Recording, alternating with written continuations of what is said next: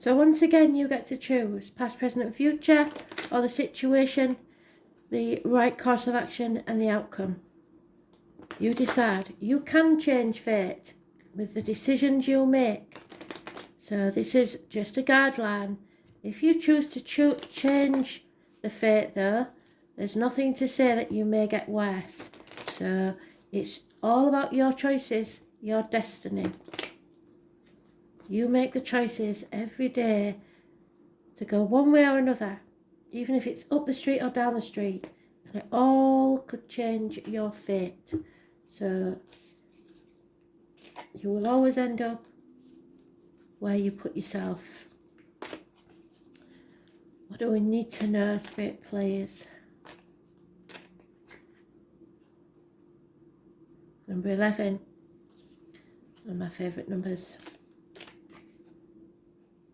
Number 17, the one that's haunting us. Number 56. And the external energy, 60.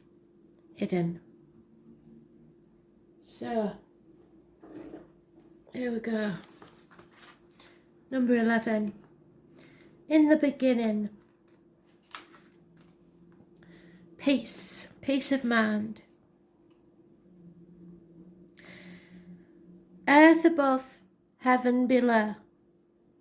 And although at first glance this may seem upside down, in truth it means that heaven has placed itself in a subordinate position to the earth, signifying a period of complete peace and harmony. You can safely put all anxieties to one side. All the cosmic forces are combining and conspiring to bring about the most fruitful situation possible, even if you're doing nothing. This is not necessarily the best time to initiate ventures that require a great deal of push and shove, but it certainly is the best time to renew contracts, look up old friends, and generally be sociable and companionable. There is a real chance to change things for the better here. It is a little like spring arriving. The cold and dark can be forgotten, and the buds begin to grow on the lifeless trees, and blossoms and flowers appear. This is a very auspicious moment, and I thought so. My first bud this morning, so that must mean that spring, even if it's a forespring, is on its way. The 17, which haunts us always. The following. This is a time when you can put troubles of the world to one side. The Chinese liken this hexagram to the season of autumn. So from spring to autumn, it seems we have a bit of a quieter life. When everything in nature settles down for the long, sleepy hibernation of winter, there is nothing you can do to avoid the situation, so go along with the prevailing circumstances. The subtext to this hexagram is flexibility and adaptability. In personal terms, it means that you have reached a point in your affairs when there is no purpose in trying to get your own way and following your own path.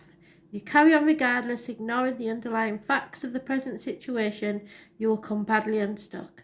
And it is not that the universe is lined up against you, but that your goals and general atmosphere of the time are out of sync. The intelligent approach is to be as flexible and laid back as possible. So don't let things get to you. Just be patient, because Spirit are working on it. 56. I've told you, I keep telling you, whatever's meant to be yours will be yours, regardless of what you do. But that's why you have to be the best intentions. There's going to be a revolution, and I believe there will be in more parts of our lives than any of us even know, because people are tired of things that are not the truth not being told, and things being kept from them, and not being in charge of their own lives. So, revolution. This hexagram has a temporary nature. Fire is above the mountains, and any fire on the rocky soil or mountainside is unlikely to burn for long. With regard to the matter which concerns you, it seems you are just moving through the situation with no commitment and will move on to something else before long. At times such as these, you can learn a great deal and experience many different things in a short time.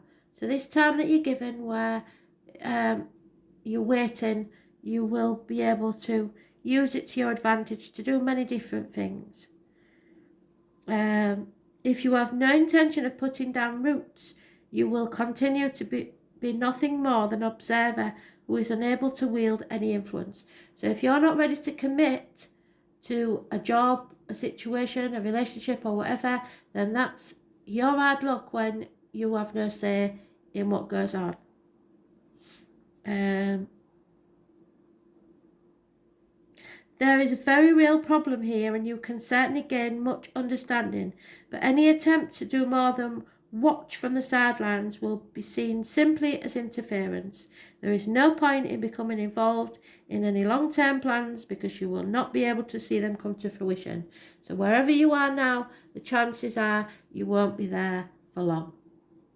And I did say that at the year list, everybody has a massive change before the end of the year. And you'll be in a different place and be a different person by the end of it. At the minute, though, the external influences is limitation, possibly financial. And number 60.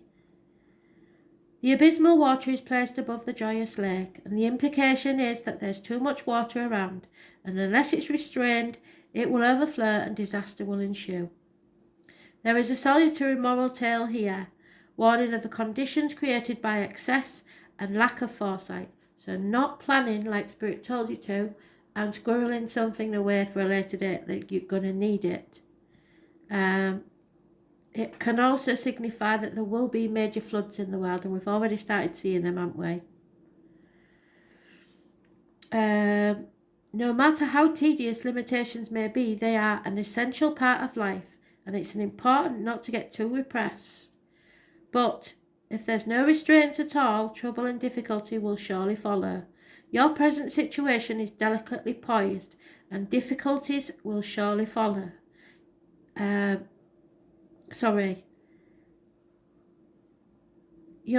Your present situation is delicately poised, and you battle with two conflicting ideas, restrictions and tolerance.